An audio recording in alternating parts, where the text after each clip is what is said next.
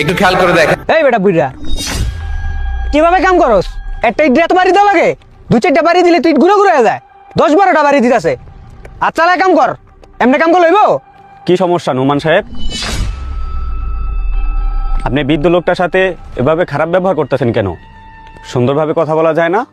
না আসলে সে একটা ইট নিয়ে কেমন কেমন করতেছে, ঠিক মতো ভাঙতে পারতেছে না। এত সময় নিয়ে যদি ইট ভাঙে তাহলে তো আমাদের সারাদিনের কাজ শেষ হবে না, তাই একটু বুঝাইতেছিলাম আর কি। আপনার কি মাথায় সমস্যা নোমান সাহেব? আপনার মাথায় কি কোনো জ্ঞান বুদ্ধি নাই, নাকি চোখে দেখতে পান না? লোকটা যে বয়স হয়েছে সেটাও তো আপনার বোঝা লাগবে। এই লোকটা কিভাবে 1-2 বাড়িতে ইট ভাঙবে? তার কম করে হলেও তো 5-7 বাড়ি লাগবে। আর সেই জায়গায় আপনি কি বলতেছেন আরো হাত চালায় কাজ করতে লিখা?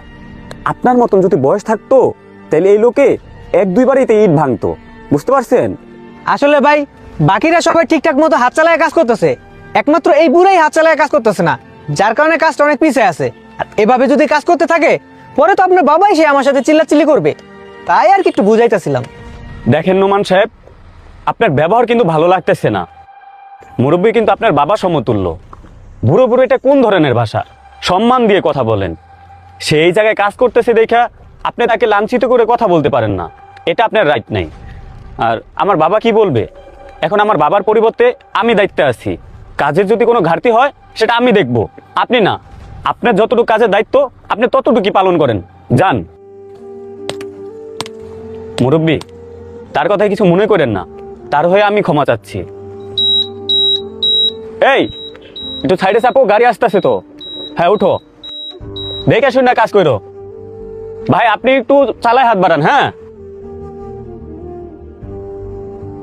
কন্ট্রাক্টরে পোলা দিকা অনেকগুলো কথা শুনে গেলেন না? আরে মেয়ে কামে বললে তো আপনার বাপে আমারে ধরবো, আপনারও ধরবো না। গালাগালি করলে তো এইগুলো আমার উপর দাইবো। আপনি কি গালাগালি খাইবেন? আয়া কথা শুনে দিয়ে গেল হুদাই আমারে, জাস্টটাই নষ্ট করে দিস। সবাই শুনেন, কাজ বন্ধ রাখেন, হাত মুখ ধুয়ে আসেন।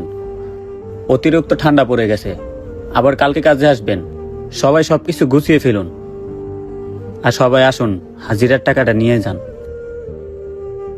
কষ্ট করে উপার্জিত টাকা আর শ্রমিকের ঘাম দুটাই সম্মানের যোগ্য।